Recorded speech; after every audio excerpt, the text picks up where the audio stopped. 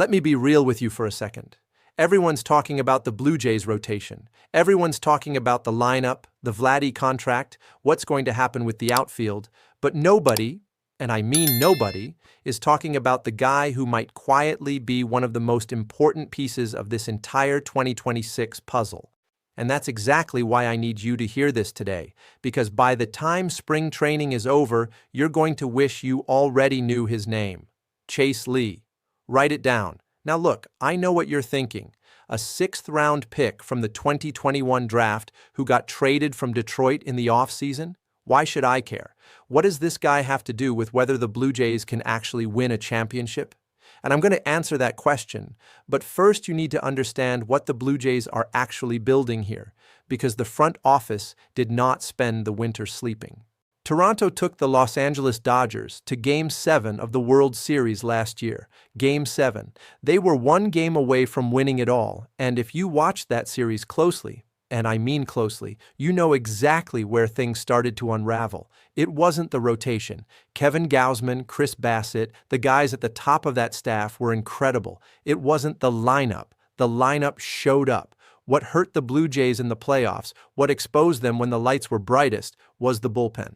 A 4.44 ERA in the playoffs. That's not a small issue. That's a problem that costs you championships. And the front office knows it. That's why every move they've made this offseason, every single decision, has had one underlying theme underneath it. We cannot let the bullpen be the reason we lose again. So when Toronto finalized this trade with the Detroit Tigers to bring in Chase Lee, I don't want you to look at it as some throwaway depth move, because I think that's exactly the kind of surface-level reading that's going to make a lot of people look silly come October.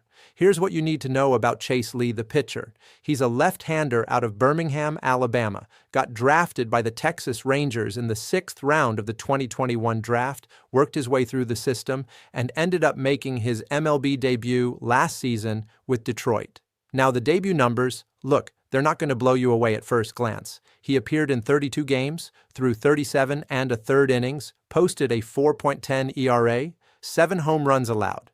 That's not a Cy Young campaign, I get it. But here's what those numbers don't tell you. Through his first 5 outings in the big leagues, he gave up 0 runs. 0, not 1. A guy making his debut in the majors, in big league ballparks, with big league hitters, and he went out there 5 times without allowing a single run. That's not luck. That's a guy who knows what he's doing on a mound. And then there's the splits, which is where it gets really interesting for Toronto specifically. Left-handed hitters batted below 200 against Chase Lee last season. Below 200.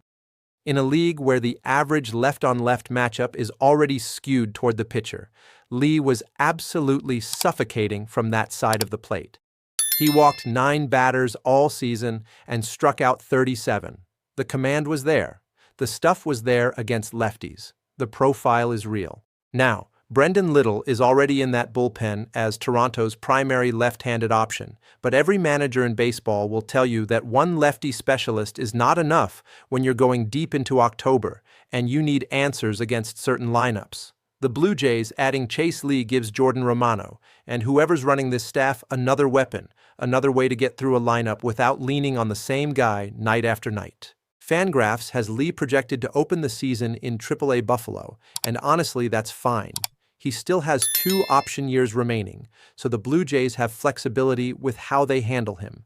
But let me tell you something about spring training. Spring training has a way of forcing front offices to make decisions they didn't plan on making in November. If Chase Lee goes to Dunedin and starts throwing the ball the way he's capable of throwing it, if he's sitting there with a 1.80 ERA through his first 4 or 5 outings and the command looks sharp and the lefty-on-lefty matchup is looking like it looked at its best last season, there is going to be a real conversation about whether you send that guy to AAA when you need a left-hander in your bullpen.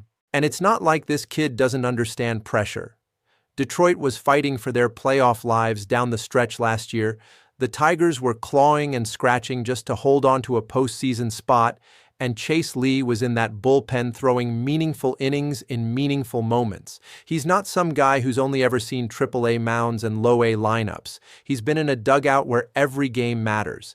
That experience translates. It doesn't matter what level you played at. When you felt the weight of a playoff race, something changes in how you approach the game. That's the part that doesn't show up in the ERA or the FIP or any projection system. The Detroit Tigers last year were not a team that was supposed to be in the playoff picture. They surprised everybody, and the guys who were in that bullpen, who were trusted to hold leads in late September with a postseason spot on the line, those guys have been tested in ways that a lot of relievers in baseball simply have not been. So when the Blue Jays add Chase Lee, they're not just adding another left arm, they're adding a guy who went through a grind, who learned on the fly in the major leagues, who showed he can put up zeros against left-handed hitters, and who now gets to come into an organization that went to Game 7 of the World Series and is fully expecting to be right back there in 2026. The Blue Jays bullpen last year had a 3.98 ERA in the regular season. Middle of the road, not bad, not elite. But this team is not built to be middle of the road.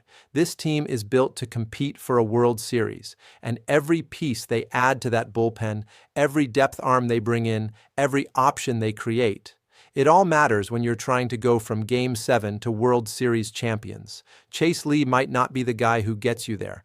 I'm not sitting here telling you he's a future all-star closer. But in a 7-game series, when you need to navigate the middle of a lineup in the 6th inning and you've got a lefty masher coming to the plate and your manager reaches into the bullpen, you want Chase Lee in that bullpen. You want that option. You want that weapon. Blue Jays fans, keep your eye on spring training. Keep your eye on the numbers coming out of Dunedin, because I'm telling you right now, Chase Lee is not a name you're going to want to hear for the first time in the middle of a playoff game. You want to already know who he is. You want to already believe in what he can do.